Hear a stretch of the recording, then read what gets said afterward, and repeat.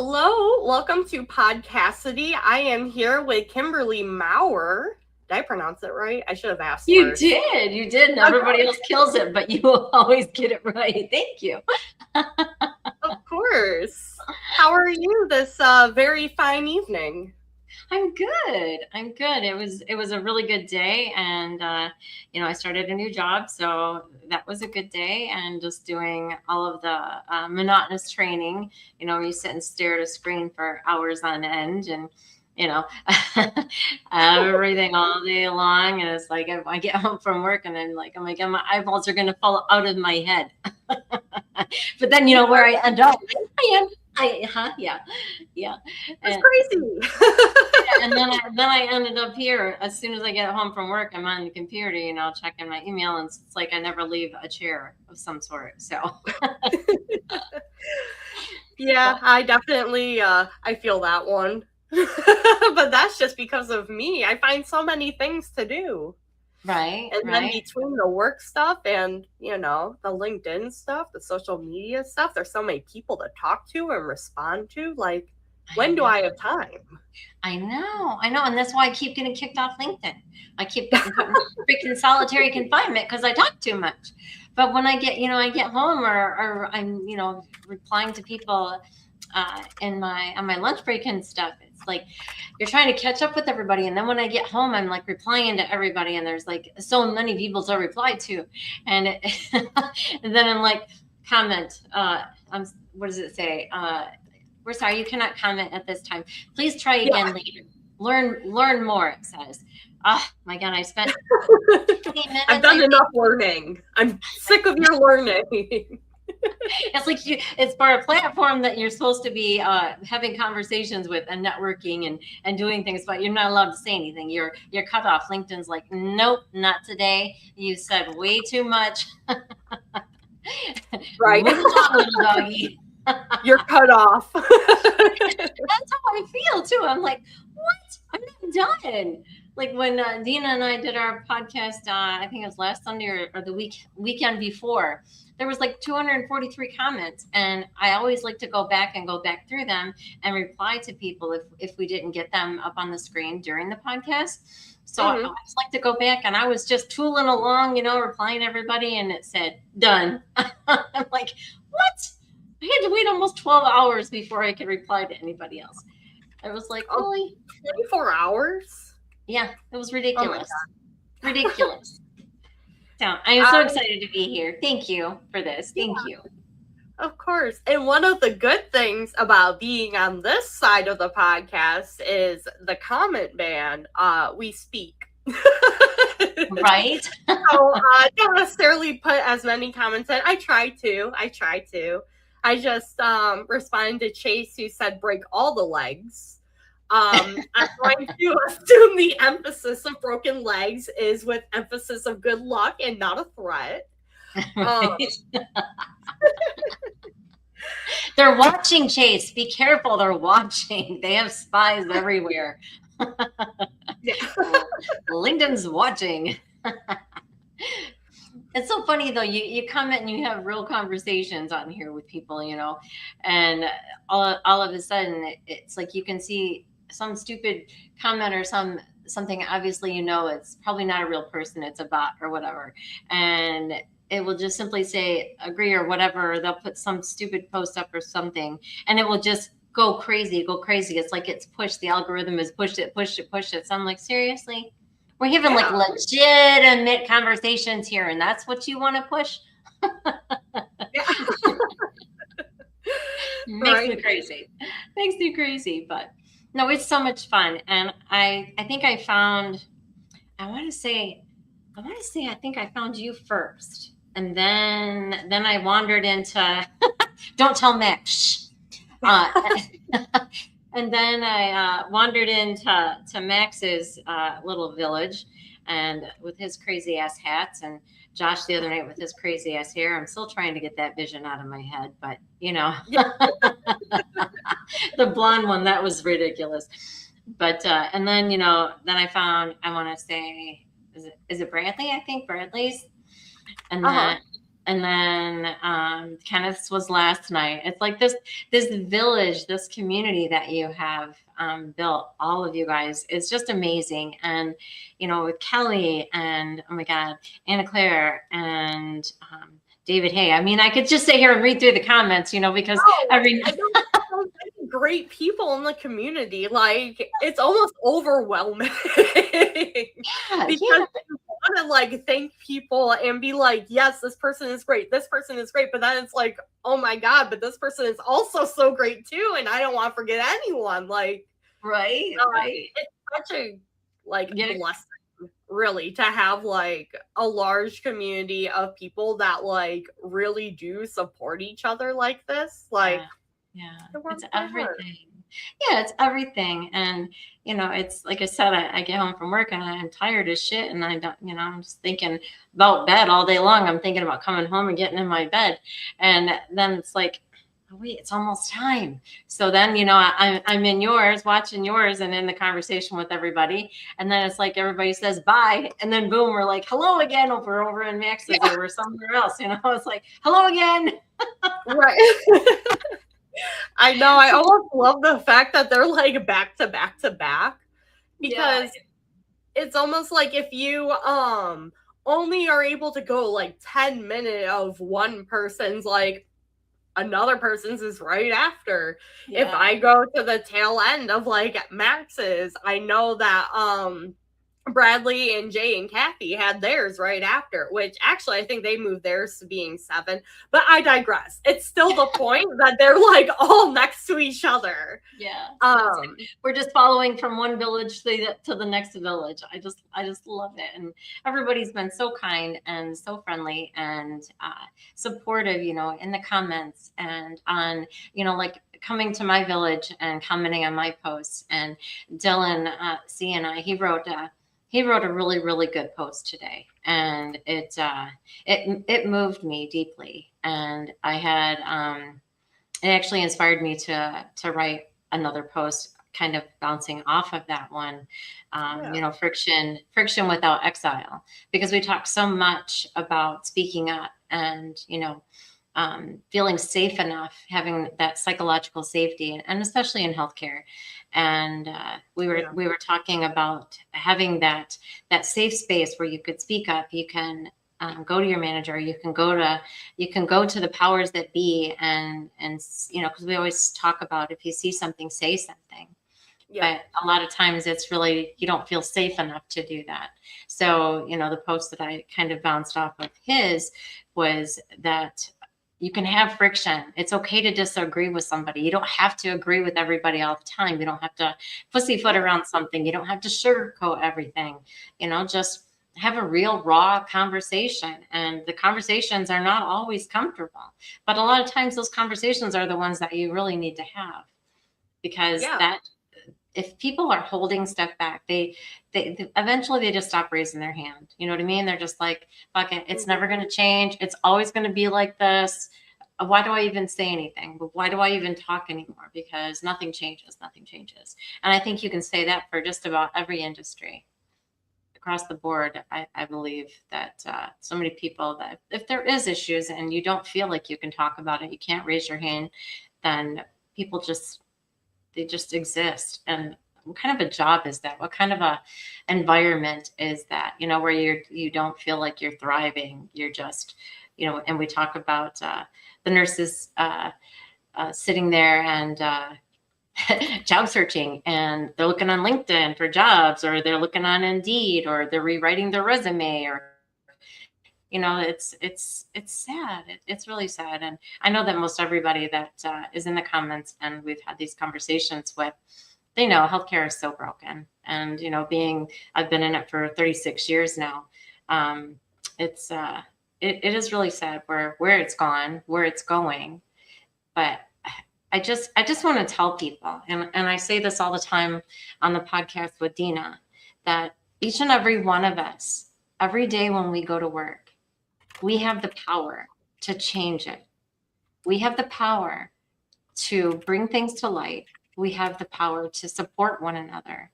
And so many people, they're struggling, and nobody thinks to say, hey, are you okay? can I do anything? I just want you to know that I'm here, because a lot of times there's so many struggles that people are going through secretly that they don't talk about. But when somebody's been a high performer and all of a sudden they're quiet, or, they're missing work, or they're just not the same anymore, you just know. I just stand with your people. Look to your left, look to your right. They're right beside you. Just be kind. It's so easy to be kind. I always say kindness is free and happiness is contagious. Just do it. Like the Nike commercial, just do it. It's not hard. Oh my goodness. So One of the I'm things. go ahead. I'm so sorry. Go ahead. What? Go ahead. Or you finish what you're saying. I was gonna say, I'm coming home to Michigan. I leave tomorrow, and you and I are gonna hook up, sister. I need to give you a hug. We are. We are going to meet up. It's going to be so much fun. I'm going to kick this cold in its ass first, so I don't give you anything nasty. But no, I'm very, very excited. I've met with Katie Ryder from here, who was like my first like LinkedIn bestie, pretty much the first person I had like a close relationship with. I met up with her not too long ago, and then I also met up with Serena Holmes in Chicago, and nice. Warms my heart just thinking about Serena. I love her so much. So I know meeting up with you, chef's kiss. Aww. It's going to be so much fun. Isn't it though? It's so cool, especially when I've been on LinkedIn. I got back on LinkedIn a year ago. And, it's been growing, and I started out with no connections and no followers. And it's just been talking and having these conversations. And then I met Ashley Scott, and her and I wrote my book together. And it's so invigorating to finally meet the people in person. Yeah, and see them outside of here, or run into them somewhere, and you're like, oh my God, yeah, So it does definitely cross the border of being, we want to say, an online life, to the reality of it. It is so cool to actually give that person a hug and put a face to that. I know when we're doing the podcast and whatnot, I see your face, and like with Dina and everybody, I see their face, and we have the conversation like this, but there is nothing like giving the person a hug. And I always tell everybody in the comments too, you need a hug. Max always needs a hug. I always tell Max, you need a hug. I think it was Max that had said something very similar, where it was like nothing like compares to being able to like give that person a hug, like in person, like to see them like real. So I'll be excited. You don't always want to take us out of that restaurant. They'll be like, you've been here way too long. It's time to go. We have other customers to serve. We'll just have to keep drinking something, or passing the appetizers or something. Right. Tailgating their parking lot. We may just be too loud. They'll kick us out anyway. So it's okay. It's okay. And it's funny, when I went to so I was a keynote speaker at Modern Nurse Fest, and I actually was awarded Nurse of the Year for Florida for them, which was wonderful. Okay, congratulations. Okay, Nurse of the Year. Yeah, yes. That's crazy. That's amazing. It's been, it has been an amazing whirlwind. I've been in 3 magazines now. I made the cover of Nursing Stars magazine just this past month, and with my book and the articles, and I write for Medicine Forward, and I've written for Thimble, and I've been an SSRN, and I'm not bragging. I'm just proud, you guys, because before all of this, and after getting sick with COVID and the brain tumor and everything that I've been through the last 5 years, I just really never knew what was going to happen. You know what I mean? I didn't expect to be where I am now and to have the voice that I do now. Yeah. So, and starting my business, Unapologetically You Collective, I just was going to live unapologetically. I'm done apologizing. I'm done trying to fit in spaces that were never meant for me. And I always tell people, never shrink to fit a room, and Yep. the most sacred boundary is this: if it dims your light, it was never meant to carry your fire. Yeah. So always remember that. Never let anyone kill your buzz. Never let anybody dull your shine. You just keep on shining. Just keep on being yourself, unapologetically, unbothered, and just enjoy, because life is too short, you guys. And when I went through my health crisis, honestly, I didn't know what I was going to do. When I woke up after surgery, I remember thinking, God, am I still myself? And, uh, uh, am I going to remember people? I just didn't even know what to think when I woke up, And with it being COVID, I couldn't have any visitors. So I woke up to complete strangers. And yeah, so that was really tough. Very. But looking back at it now and where I've come now is, what doesn't kill you makes you live. You just keep pushing, you keep going. You just never know, when you think a door is closed, it opens, another one opens. And if it doesn't open, you jump out the fucking window. Yeah. Yeah. Yeah, just jump out the window, because there's an opening somewhere. So I know so many people have been commenting about trying to find work, and it's so hard right now. And it is. It took me quite some time to find this job, because, everybody And you're with nurse of the year. yeah, right. Like, nurse of the year took a while to get a job. Like, it's hard. It really is. But it's like with the new AI systems and the ATS systems, you don't ever really get in front of a person. It's so hard to get past. You apply and you send your resume, but you never know, because you never hear anything unless you get that stupid auto reply email that says, we've received your application, blah, blah, blah. If the team decides to move forward, we'll reach out to you. And then you never hear nothing. Or even worse, you never hear anything, and you're like, oh my God, I applied and I haven't heard anything. How many people can say they've been ghosted? Or you think, oh, I'm gonna be, I know I got this, or the interview went really, really good. I mean, I had 4 interviews for a job, and all of it went really, really good, but I didn't get the job. Figure that one out. 4 different interviews that all went phenomenal. And it's like, okay. So then you start questioning yourself. You're like, oh my God, maybe something's wrong with me. I think people think that, we start doubting ourselves. We start thinking, God, what am I doing wrong? Am I talking too much? Am I not saying enough? Have I overshared? It is really, really tough out here. And I get people in my DMs all the time, do you have any suggestions? Do you know anybody? And, I put posts out there all the time, amplifying somebody, or, hey, this is so-and-so, meet them, or they're looking for a job, or if you need somebody who can do this person. And that's what we have to do on this platform, is just keep supporting one another, keep pushing each other forward, keep lifting each other up, because we are all we have. Nobody's come to save you. So you find your village, you find your community, and you just keep growing, and just support each other all the time. We don't always have good days. I'm not that naive, but it's always good to just say, hey, hey, or something, just something to where somebody doesn't feel that they're alone and they're by themselves, and they're going through this alone. So yeah.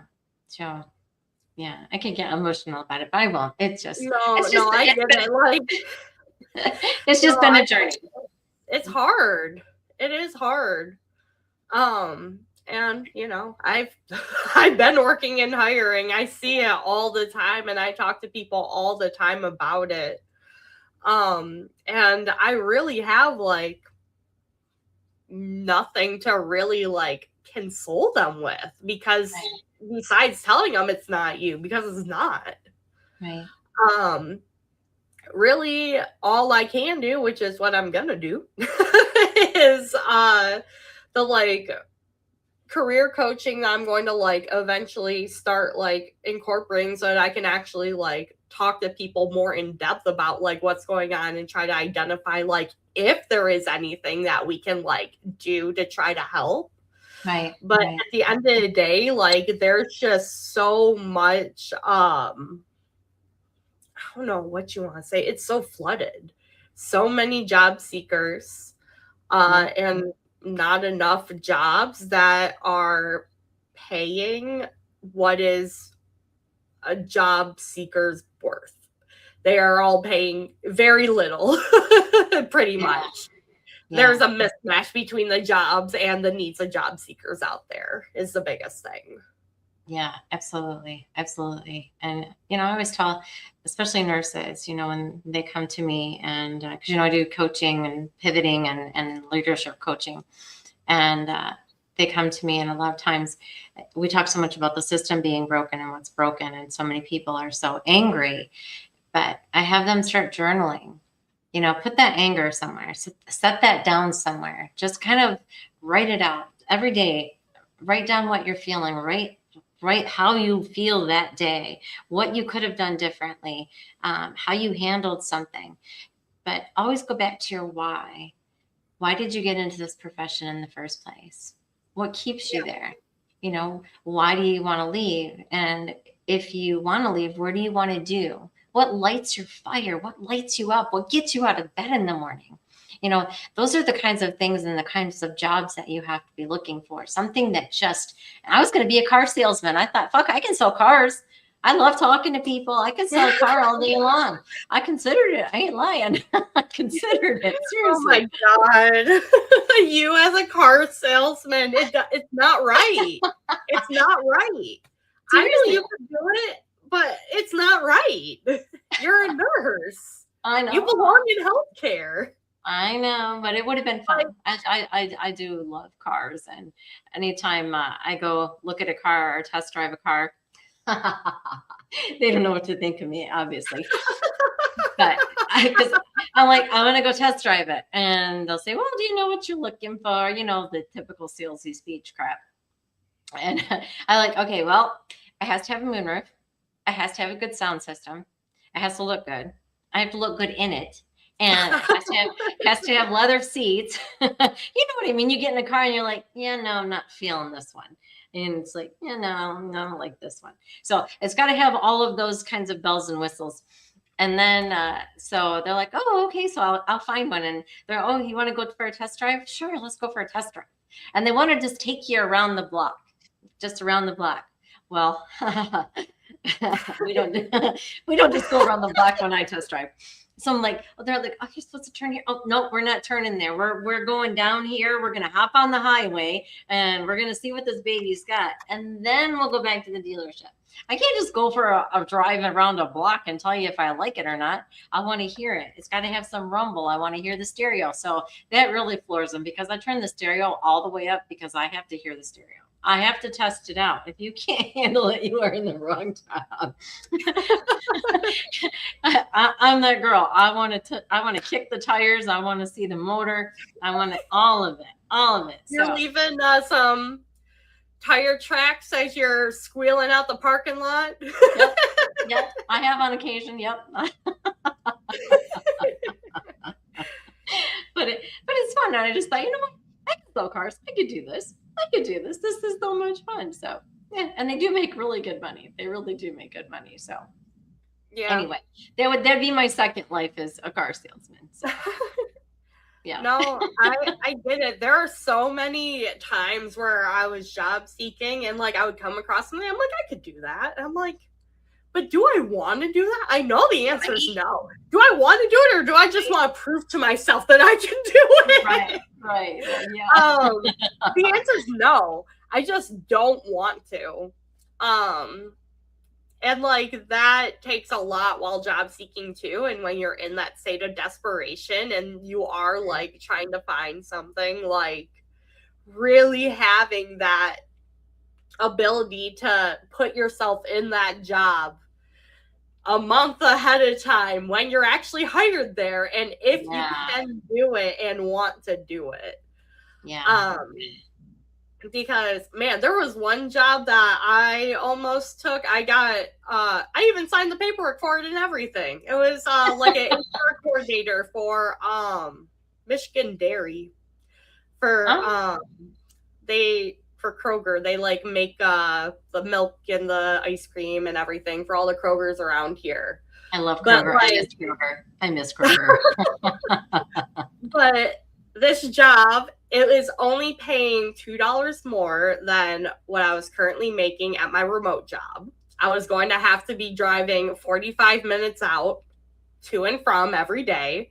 It was in a food environment, so my piercings, my lashes, that's a no-go. I was going to have to give up those, which I very much did not want to do. I really enjoy them. That's why I have them. Right. There were just so many things that like felt wrong about that job, but I was like, this is the direction I want to go in, so I Right. guess I'll go for it. And I something happened without going into specifics that changed, and I was no longer moving forward in the position.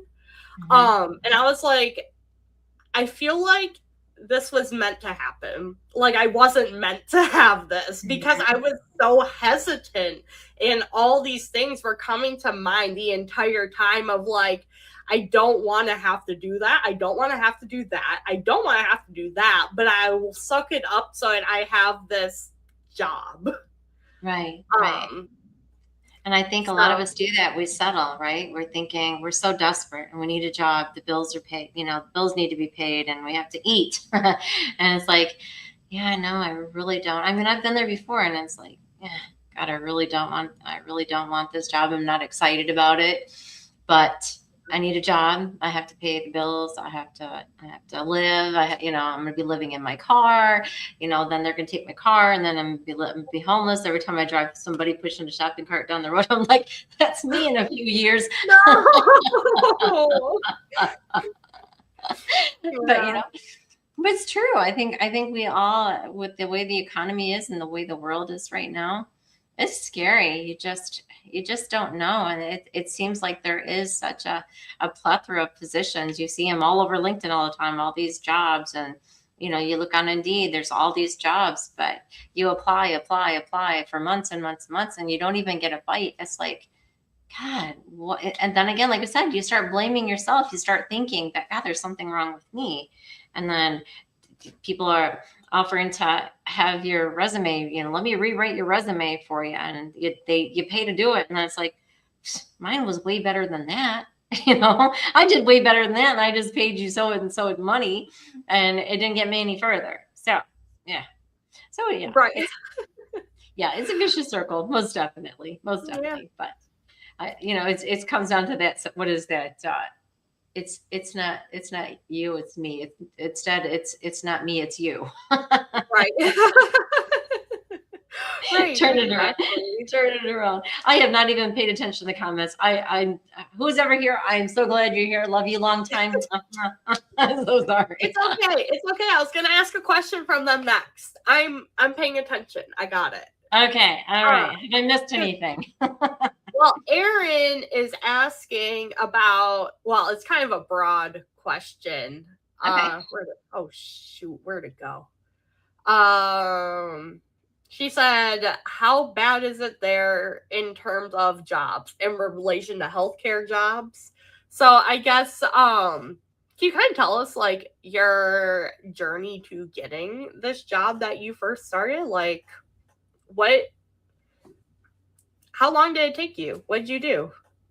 So I've been doing home health pediatrics for over a year now.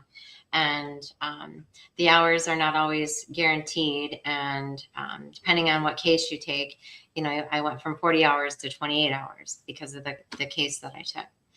And it was $4 less an hour for that case because it goes on acuity. And, whether they have a G-tube, a trach, cost me anything like that. The more the more things they have, obviously, the insurance will pay more. But so the one that I took, because it was closer to home, I thought, well, it's closer, the drive won't be so much. Gas was so expensive. And I took that, but then it was only going to be getting 28 hours a week, and I have to have 40. And so, and then I have to go over the bridge to go into Cape Coral. And that cost me $5 a day to do the tolls back and forth. So you figure you add that up for the week, minus the money that you're not making, plus the cost of gas. It's like, oh God, this isn't working. As much as I love it, it's not, the hours aren't always guaranteed. So the job that I have right now, I'm an intake coordinator with Angels Care Home Health. And it's an amazing company, and the people are wonderful. And I actually have had the pleasure of doing some callbacks and reaching out to some of the previous patients just to check on them. And yeah, I have so much fun. I know people just don't know what to do with me when I call them, because I'm all happy and cheery and whatever. And I actually made a call yesterday, and it was her 93rd birthday. She's like, oh, I just celebrated my 93rd birthday. Oh, God, happy birthday. And she sounded so spry and so happy. And that just warmed my heart. You know what I mean? That just made my day, that this woman is celebrating her 93rd birthday, and she sounds so good. And her family was able to come and take her out. And it just has a lot of good things to it. But so a year ago, I met Lori Price on LinkedIn, and she had I think it was a care manager role or something posted, and I could do everything of the job, but I wasn't an RN, so I couldn't be considered for the position. So she said, I will keep you in mind. And if anything ever comes up, I'll reach out. Well, what was it? 2.5 weeks ago, I got a DM at like 3 a.m. She's like, we just had a role open up and you would be perfect for it. Call me today. So, and that's for us is history. So, so sometimes it's not all about what, sometimes then, the applications that you've put into or whatever. It was her and I had a conversation, and just keep me in mind, if anything ever comes up. And lo and behold, something came up and she reached out, and here I am. So I just say, just keep trucking, just keep being positive, and just know that there is something out there, and people do see you. They don't always announce themselves, but people are always watching. They're paying attention, and it will happen. It will be happening. Just stay positive. I know it sucks. And again, being there, it does suck, and it is really scary, because you just don't know how you're going to pay the bills, and can I pay my rent this month to keep a roof over my head? And if you're late, you get a $175 charge if you're a day late. So it's like, add that on top of it. So, and living here is not cheap at all. I can only imagine. Yeah. So I mean, I'm in a 1-1, and with my rent, the utilities, I'm about $2,400 a month. Oh my God. For rent. What major city are you near? So I'm in Fort Myers. Okay, gotcha. Damn. Yeah. Oh my God. Yeah. That's insane. That's like twice as much as we pay. I know, it's crazy. Like, you need to get your ass back to Michigan, Kim. What are you doing down there? I know, but there, dude, I applied back to the hospital. I applied to some other jobs there, and the pay is so different, and there just wasn't anything that just was like worth me, other than my kids and my parents and, my family, obviously, because I don't have any family here. But I hate Michigan. I hate the cold. And sorry, I loathe it. I loathe winter. I can't do it. That's me being absolutely honest. And if you could think, hear the Grinch's voice and him saying where he loathes. Remember when he says it in the movie? That's how I feel about Michigan. I mean, it's beautiful. I love the spring and the summer and the fall, but when winter comes, it just sucks balls. It's just dark and gray and so depressing and cold. I just can't do it. I just can't do it. And it's sunny and we've had a lot of rain lately, but it's sunny here and you can go to the beach and you can just being outside. Everything is so pretty. Everything is just so pretty. And there's always something to do, someplace to go, a walk, whatever. I can go out at 2, 3 o'clock in the morning and walk around my complex, you know what I mean? And not be worried. And it's just, now I've been here since August of 2021. I moved here. So it's tough to think that, and I was going to actually think about moving home. I was like, okay, I couldn't find anything here. And I was like, all right, I'm just going to put my tail between my legs and go home. But, and lo and behold, here I am and I get to stay. So yeah. I know. The Michigan winters are so rough.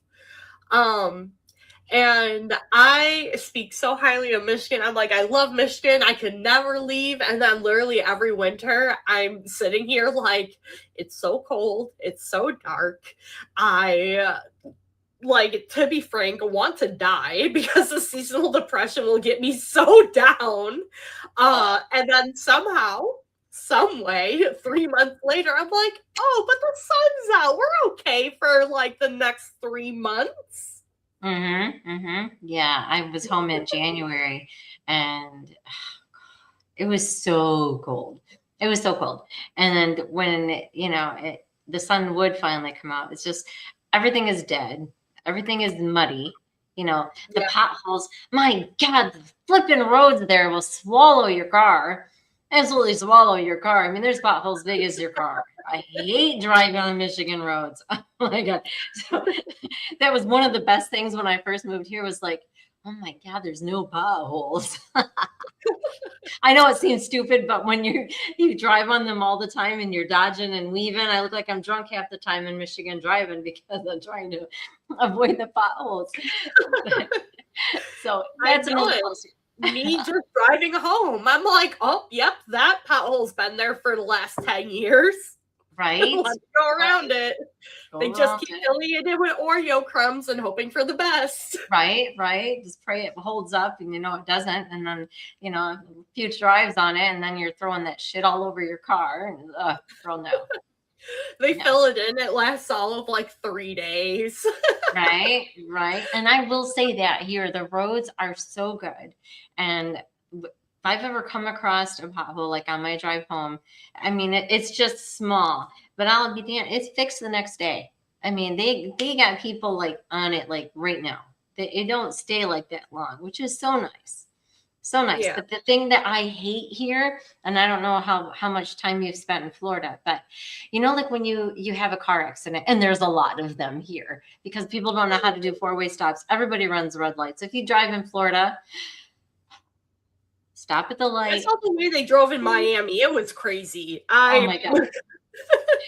Oh my God. You definitely look always before you go, even though your light's green, pay attention because there's always somebody running a red light. But, so I'm from Jackson and we had Phelps Towing and a close friend of the families and whatnot. And anytime the guys there would be an accident and you would be on a scene or whatever, they always cleaned up the road, right? There wasn't debris. There wasn't car parts. There wasn't that glass and all that stuff all over the road. Here, they leave it. It's the craziest thing. And then you're trying to drive around. Yeah, and then you wonder why your tire gets popped because you're driving over all the crap that was left at a scene. But I'll have to take a picture. I will have to take a picture when I go to work tomorrow, and because there was just another accident on my way home. I'll take a picture of the intersection. There's shit everywhere, like broken taillight parts and glass, and I've seen many bumpers on the side of the road or in the median. It's like, I don't get it. Why don't they take care of that stuff? Yeah. I know. It's crazy. The little things. The little things I that bug us, you know. Right, that you're like, I kind of miss when they would do that, when they would sweep up the glass. Right, right. That's very typical. That happens all the time. There's an accident, there's someone sweeping afterwards. That's just what happens. Right. So if I didn't see someone like them just leaving, I also would be like, what kind of place is this? We just leave our trash in the road? Exactly. That's how I was. I'm like, oh my God, they're not going to clean that up. They're just going to leave it. Okay. I mean, there's been several times I've been tempted to get out of my car and go pick up something out of the road and put it on the side of the road, just because I think about all the motorcycles, you know, all the people that ride motorcycles. It only takes one little thing like that and wiping them out, you know. So safety first. Safety. My goodness. No, getting into taxis in Miami was like scary. The way that they honked at each other, the way that they were just like weaving in and out, I was like hanging onto the walls like, oh my God. It is scary driving. As I make it to this boat, okay? Yeah. That's all that matters. It is scary driving in Miami. There is no doubt. There is no doubt. They drive way too fast. And another thing about Miami is that it's like, you know, the one lane is, you know, 60, 70. The middle lane's usually 80 to 90. The left lane, you're on your own. It's kind of like, and you cannot be at a green light or at a light and it turned green for more than a few seconds and you got somebody behind you beeping at you. It's like, really? Dude, it just turned green. Calm yourself. Yeah, no, you're from Michigan, so you know if you act like that to someone in Detroit, it doesn't work like that here. You don't do that here. No eye contact, no nothing. You keep your head down. You pay attention, you go. You give them their couple seconds, and then the light honk, and then it's like, oh, okay, that's my bad. That was my bad. Yeah, but no, immediately, like you're gonna rub someone the wrong way. It's road rage is real for sure, especially there. Oh my gosh. Right, like I-94 gets so bad, so crazy, especially going through Detroit. Yeah. Oh my God. Yeah, so, I'll be on it tomorrow. Yeah. Oh, remind me. Yeah. But hey, you'll have like a straight shot. It should be pretty easy for you to get there. And, you know, where you're going isn't too far from where the airport is either. It'll be okay. Yeah, it's only an hour. So it's not horrible. But yeah, people are crazy for sure on 94. It's scary in the wintertime. It's so scary in the wintertime. Them semi trucks, girl, I do not miss driving that road in the wintertime. Yeah. Them semis, whoo, they are going hell bent for election. You better get out of their way. They don't care if there's 10 foot of snow on that road. They're going 100 miles an hour. Yeah. No, really. They have the speed limit at 55, and people are just like 80, 90, casual, no problem. Yeah, typical. No problem. Yep. Like, oh my God. And you get in the left lane for 5 seconds and you know, you're passing somebody and you got somebody on you. Oh my God. It's like, I'm going. Jesus God, let me get over. Holy shit. I know. The Motor City takes driving serious. Yeah, it is. It's definitely serious driving there for sure. Oh my God, girl. It'd be nice to be home though. I'm excited. It'd be nice to just to see everybody and hug my grandbabies and, you know, see my parents and my brothers. The grandbabies. Yeah, the grandbabies. Oh, they're getting so big. Daisy will be 2 in September and Walker will be 4 in December or in November. So, and him and my youngest son have the same birthday in November. Aww. That's chances. My youngest son and my grandson have the same birthday. I love that. So crazy. Is there since you moved to Florida, a few years ago. Is there anything that like you've been wanting to do but you haven't had the opportunity to do that, where you're like, okay, now that I'm moving to Florida, I'm gonna do this, and this, but you just haven't yet? God, there's so many things, because I really wanted to, there really is, because there's so much to do here. I mean, you can go in any direction and go to a club, a festival, an art festival, a music event, or something, a car show. I'm really looking forward to the car shows coming. I love car shows. So I've been kind of paying attention to when the next one of those comes out. But I really wanted to get to Captiva and to St. James City before the hurricanes, and I did not make it. So much has changed since then. But there's there's so many beautiful places to visit here. Like I said, you can go in any direction and find something to do, or be someplace that you've never been. So I would have to say there's lots of places I would love to go. And you come into Florida thinking, oh yeah, I'm moving to Florida, I'm going to go to the beach every day, and I'm going to go here, and I'm going to go there, and I'm going to go get some shells, la la la. Girl, it don't work that way. When you when you work and you live, you go to work every day, you ain't got no time for the beach. And when the weekend comes, it's like you got grocery shopping, you have laundry, you have other stuff to get done. So there was always that misconception of, oh yeah, I'm going to go to the beach and da da da da. Girl, no. When? No. Yeah, when? When people always say, did you get to the beach this weekend? Do you have plans to go to the beach this weekend? I'm like, oh yeah, that's a pipe dream, but no. Not this weekend. But one of my friends from Michigan, you could have gone to the beach here too. I know. I did live in Grand Rapids, and we went to Grand Haven and Traverse City and Mackinac all the time. So it is beautiful up there, and there's nothing like the water up there too. I don't know, it's just different. And I'm a water girl. I always have to be by the water. I've always lived on the water, near the water, somehow, some way. Had a boat, owned a few. And so it's just, I always knew, and my kids have been drawing palm trees and hammocks on Mother's Day cards and birthday cards since I can remember. I mean, since they could be able to draw. Yeah, they've always been drawing palm trees and stuff, and they've always known that Mom's going to move to Florida someday. Mom's going to move to Florida. Sure as shit, she did. I love that. That's amazing. Have you gotten to at least lay in a hammock between two palm trees? Yes, actually, here where I live, we have hammocks right in our pool. We have like a resort style pool here. It's gorgeous.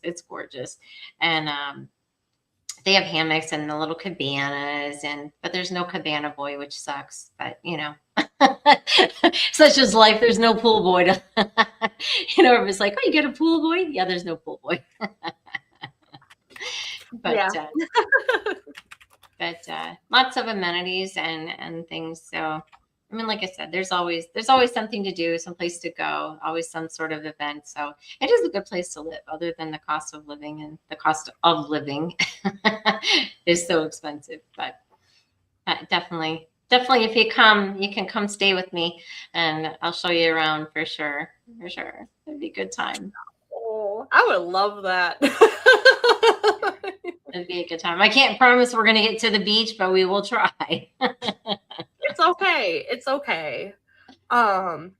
There are so many things to do in Florida besides go to the beach. I feel like go to the beach is so like, I don't know, typical. Cliche, Let's do something maybe. fun. Let's do something that other people don't do. Right. And you know what I mean?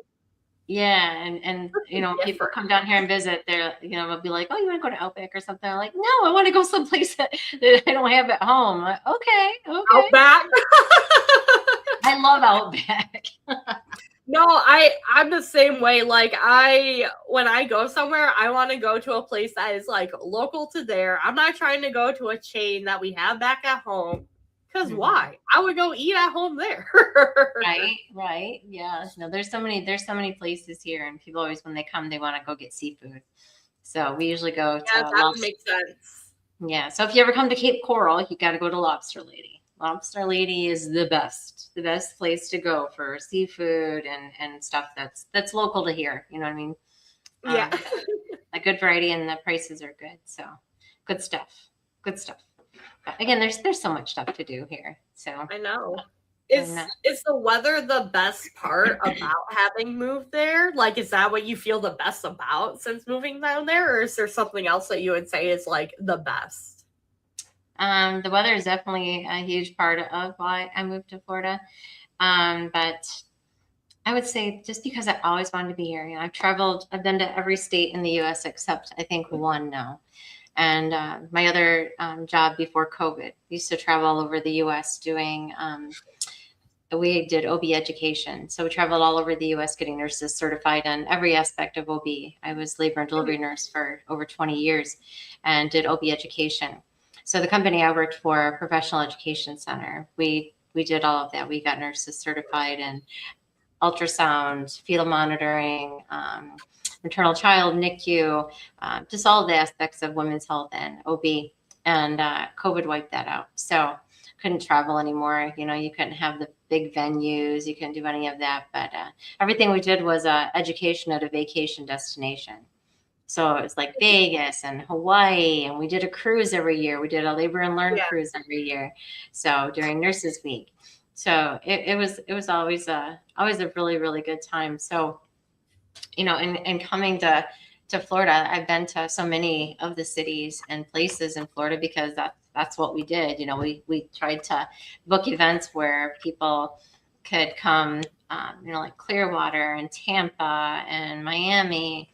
But I'd say definitely the weather was the biggest draw for me, obviously, because I hate winter, hate the cold. And I just, I needed a change, you know, I needed something different. And moving here when I did, you know, I had just had surgery and was recovering and just was getting divorced and just so much was happening. I was like, I need a clean slate. I need to start over, like fresh start over.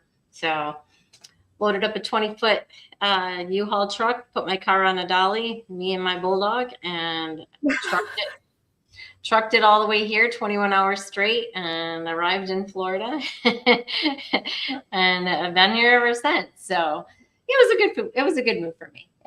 I've made so many amazing friends here, and I have great neighbors, and it's been a blessing in so many ways. So lots of good things. Lots of good things. Do I get homesick? Absolutely. Do I want to move home? Absolutely not. Being completely honest in that regard, you know. I think we all get homesick. You know, if you move somewhere and you're there for a while, it's like, how long does it take for that to become home? Because people, you know, they call us implants. We're not Floridians, we're implants because we came from somewhere else, right? So it's like, how long does it take before you're a Floridian or before you're accepted by the Florida natives? Yes, by the local natives before you're accepted.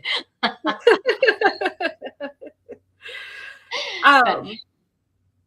there been like? Have you heard of like the Midwest accent? Have you gone down there and anyone said like you have an accent or I can tell you're not from here or anything like that? You know, some people have said that, and people have said that on the podcast before that I have an accent. But I don't think I do. Do you think I have an accent? No. Anybody in the audience, do I have an accent? Tell me. I want to know. I'll tell you though, I wish I knew Spanish because so many people speak Spanish here. And I know how to say no puje, which is don't push, and hola, gracias. I had to learn don't push. Don't push, I know that. No puje, no puje. But other than that, that's one thing I wish I would have brushed up on was learning Spanish. But I can't roll my tongue. You know, when people speak Spanish, you have to be like, I can't do it. I can't do it. So I sound like I'm talking smack when I try to say something in Spanish. It doesn't. But I tell you what, though, I love watching a pissed off Spanish woman or speaking it. It is. I think it's so sexy, and it's just so. I'm just like glued. I'm like, oh my God. Because Yeah. they just, you know what I mean? Especially when they're all fired up and you can't make no sense of what they're saying, but it sounds really cool.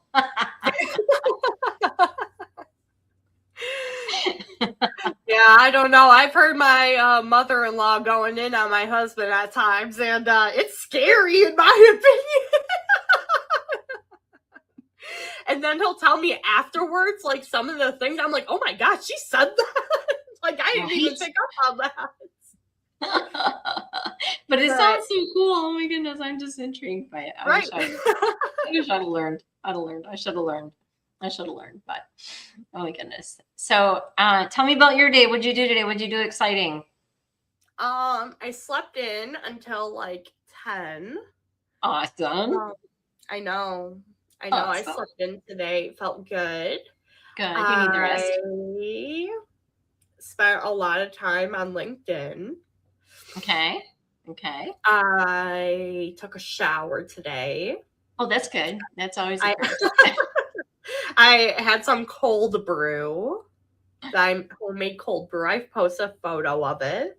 Nice. Mostly just dicked around on Discord, to be honest. All right, fabulous. I did a few things for my website, but not very much. I sent a little thing with my details. I'm having someone help me make a landing page that has like my socials and stuff on it, because I don't have a place that's like consolidated with all my socials and stuff. So I put together something for that and sent it to someone else. Like, that's some work for today. But no, I woke up today, I was like, I'm not feeling too hot, and I've already been pushing myself this week when I shouldn't have been, because I was on vacation last week and knew I needed to do some stuff. So I was taking it chill, and I'm gonna try to take it chill this weekend too. You gotta rest. You gotta give yourself grace and step away from the computer. Shut the eyeballs. Rest. I'm learning to give myself more time and grace, and like, I let myself get really stressed out about the stupidest stuff, because it would be like I messaged you, I was like, oh my God, Kim, I'm sorry I didn't post the event until Thursday evening. The last two Podcassidies, I didn't send invites out to guests to invite them to the podcast, as compared to when I normally do, which, you know, that is a process for me. I have to hand type every single person's name. But I'm tired. And I was like, I need to just be okay with letting that go. And that's burnout. You know, we talk about that all the time. You just keep pushing forward, and you keep pushing because you think you have to show up every single day. You have to show up on, you know, all the platforms where you have to show up and be present all the time. And it does become exhausting. It does. But, you know, when you're not feeling well and you're tired and you're coughing up stuff, you definitely need to step back. That's your body saying, all right, sister, chill. You need time out. Take a time out, you know, because it's just hammering your immune system, and you don't want it to get worse. But that's what we do. We just push. We think we have to show up, and, you know, LinkedIn, it's I don't want to say addicting, but I find myself, it's like I get up in the morning and make my coffee, whatever. I sit down, I'm checking my emails, and I'm going through and I'm commenting. I'll schedule my posts for the day or whatever in the morning. But then you get sucked in because someone commented and you're like, oh, I got to reply. You know, this post was good, so I should share that. And I think we're constantly showing up, and we just don't give ourselves enough grace to step away. And, you know, it is so weird how when you're present and then you're not, you almost feel guilty, right? You almost feel guilty because, like, you took a few days off, or I didn't post anything today. God, I should have posted something today. How come I didn't post something today? You know what I mean? You go through these conversations with yourself, and it's like, God, would anybody really miss me if I didn't post today? then you do that, all of that running around in your head, and it's like, nobody missed me. It's okay. I can go a day without it. And you see people posting all the time. Oh, I took some time off and now I'm back. And they talk about the algorithm isn't pushing them now because they haven't been present for a few days. So, and that's what we were talking about too, is when you show up on here, just show up as yourself. You don't have to be perfect. You don't have to be polished. You don't have to be corporate language and have the perfect comments. Just be you. Just be you. Put your thoughts down, your experience, share, speak from the heart. That's easy to do. That's easy to do, but I just see it more and more that people feel like they have to I don't know, they just watching the posts and the comments. A lot of times I'm like, oh my God, that's got AI fingerprints all over it. It's like, oh my God, when it starts with because, when it starts with but, when it starts with and, when it says, oh God, what's maybe, sometimes. I wonder, I think, oh my God, I could go on and on and on, because you just look at those and you're like, oh God. There was no thought put into that whatsoever. I mean, I'm not saying don't use AI or whatever to help and whatever. We all use it for whatnots, but again, it doesn't have to be perfect, you guys. If you're hovering over the mouse and you're like, oh, I really want to post this, or I really want to share this, but will anybody like it? Is anybody going to comment? And, well, is it worth it? Just do it. Just do it. You'd be surprised. And a lot of the times people are watching and you don't even know it. You don't even know that someone was affected by something that you wrote. Someone walked away after reading your post and was moved, or it brought them to tears, or I'll have people send me a DM and, oh my God, I read your post today. Thank you so much for saying that out loud. You made me cry today. And I always feel bad when I make people cry, but it's like, I just speak from my heart. And when I write and when I tell a story, you're cramming 36 years of healthcare experience, and all of those moments and everything that I've lived through into when I come into writing a post, like the one I wrote the other day for the account executive position at where I work. And we are still looking for an account executive. If anybody knows somebody that knows somebody in Fort Myers, please reach out. And we are looking for marketing too. If anybody knows anybody in Fort Myers, Florida, we are looking for that as well. Just hint, hint, wink, wink. See, Maurer, I don't know where you're at, but I know you're in Florida, new marketing. There you go. See, if you know somebody who knows somebody, reach out, you guys, please, please, please. There's so many opportunities. But when I was writing that post the other day, I was thinking, because we want somebody who's passionate and who has empathy and who's familiar with the counties, Lee County and Collier County. And we want somebody that can, kind of come in and have that soft touch and that compassion for people, because everybody's going through something when they're reaching out for home health care and whatnot. But I was thinking, when I wrote that story, I was thinking, because I have 3 sons. So I was thinking, how would my boys feel if it was me? How would they feel if they were trying to navigate their lives, their work, their family, kids, and now mom's sick. Now I have to try and figure out who's going to take care of mom. So that's what I poured into writing that post the other day.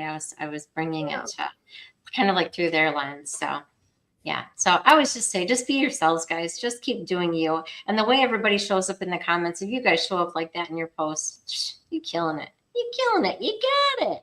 You got it. Yeah. And I love all of you guys. Just so you know, I want to tell you all that. I love you guys so much. I look so forward to this podcast and Max's and Ken's and everybody's who just shows up. And I spend more time in the comment section than I do a lot of times paying attention to who the guest is. But it is all so much fun, because I just feel like we're all sitting around a campfire just having conversations. And it's just so fun. It's so fun. So thank you for this beautiful environment. And I love it. Thank you so much for having me today. Of course. We're over time, but you know what? Someone asked the question. Let's answer one more question. Why not? Why not? Okay. Go ahead. Chase said, Kim, what are your thoughts on the biopsychosocial approach versus biomedical only? I don't know what that means. That sounds like a very healthcare centric question. I don't even know what he said.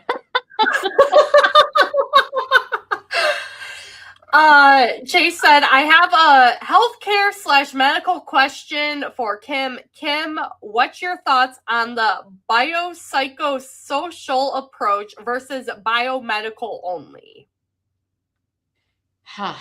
Wow, that's deep. I don't know. I think I'm going to have to come back to that later. Jesus. I'm going to have to think on that. It's been a long day.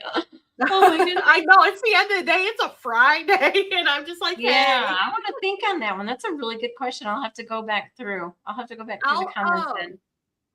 I can send you that question in a DM, so that way you can. Yeah, I would like to touch back on that. Whenever you need to. Yeah, think about it.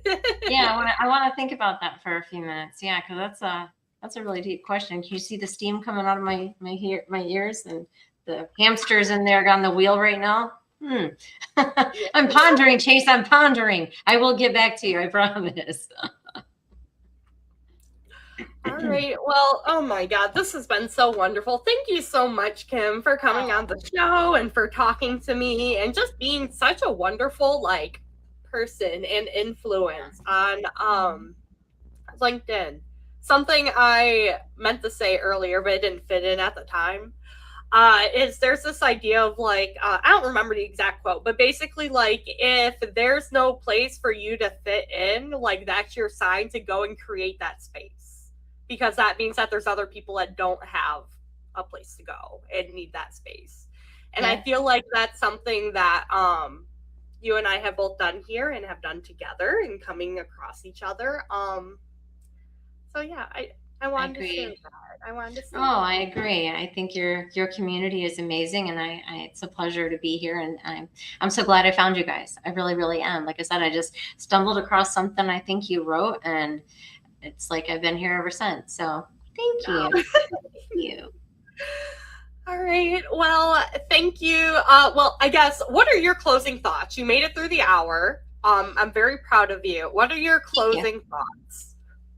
My closing thoughts are, keep doing you, girl. Keep doing what you're doing, because it's amazing. And I think everybody that is here found you for a reason and stays for a reason.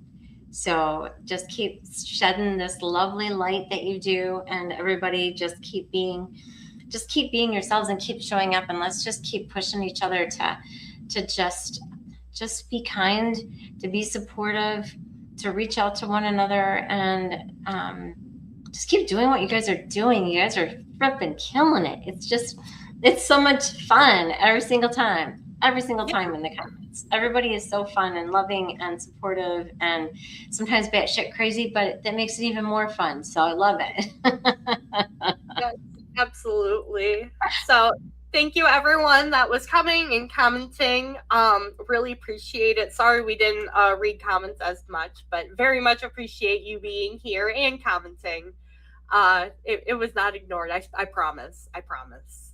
And then thank you, Kim, for coming again. This was so good. And as I tell most people, we're going to have to spin the block and bring you back on the show eventually. Yeah, I'd love to. This next week, I can get rid of the last of this ickiness, and you and I are going to meet up and have a really awesome lunch. And we're going to freaking video it. We're going to video it and put it in here. Well, have a great evening, everyone. Next Podcassidy will be Sunday at 4 p.m. Eastern. All right. Awesome. Bye. Awesome. Bye, guys.